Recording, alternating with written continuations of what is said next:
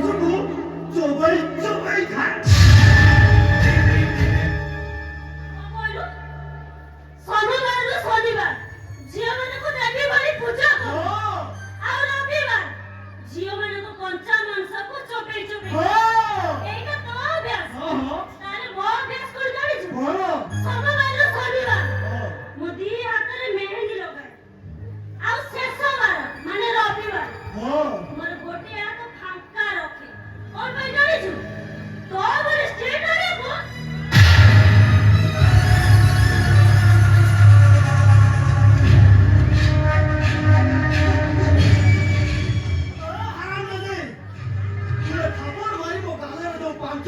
ଦାଗ ବସେଇଦେଲୁ।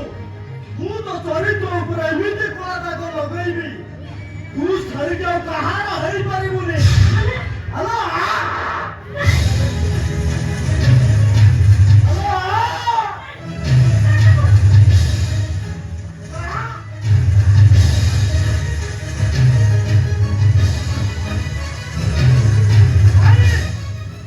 ଛାଡ଼ିବିନି।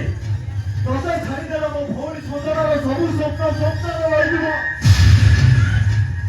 ମାन्छी ହରାଇ ସାରା ଜୀବନ କାନ୍ଦେ କାନ୍ଦେ ମରିବ। ତୁ ମୋ ଭଉଣୀ ପ୍ରେମର କଣ୍ଟା ହେଇ ଛିଡ଼ା ହେଇଛୁ। ମୋ ଭଉଣୀର ହାତ ବୁଝି ତା ପାଖରୁ ତୁ ଛଡ଼େଇ ନେଇଛୁ।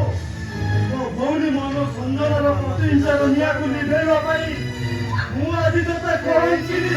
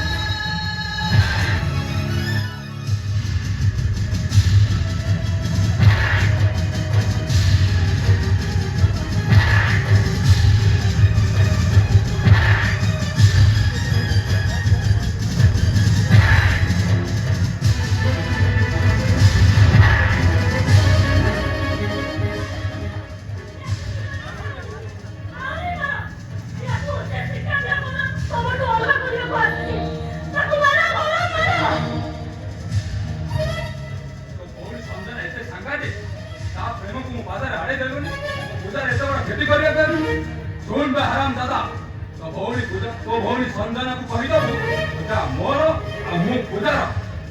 ଆମ ପ୍ରେମର ତାଠୁ ତା ସକାଳ ଭାଇ ଭାଙ୍ଗିବାକୁ ନଜର ଉଠେଇ ଚାହିଁବ ତ ଆଖି ଜଣାକ ଚାହିଁଦେବେ। ଓ ଭଉଣୀ ସଞ୍ଜନାକୁ କହିଦବୁ ତା ଭାଗ୍ୟରେ ସିନ୍ଦୁର ନାହିଁ। ତୁ ବି ଶୁଣିବ କୌର ମାन्छେ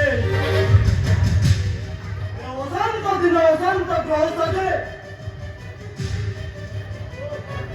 ଉପରେ ଛିଡ଼ା ହବ। ଆଉ ସେଦିନ ତୋର ଏ ପୂଜା ମୋ ମନ ମନ୍ଦିରର ପୂଜାରୀ ହେବାକୁ ବାଧ୍ୟ ହବ। ମୁଁ ଅଶାନ୍ତ ସବୁବେଳେ ଫୁଲାଇ ଦେଖିଲେ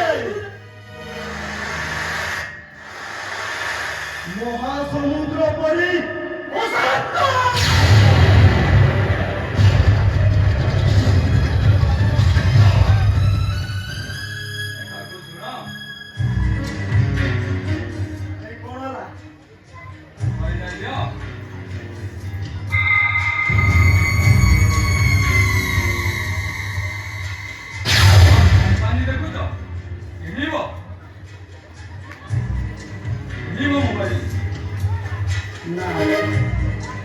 ଚାହୁଁଛୁ କହିବେ ତୁ ବି ଶୁଣିବା ଗୋର ମାन्छେ ଅଶାନ୍ତ ଗାଁକୁ ମାରେ ଜାଗା ଦେଖିକି ମାରେ ଆଉ ଶୁଣିକି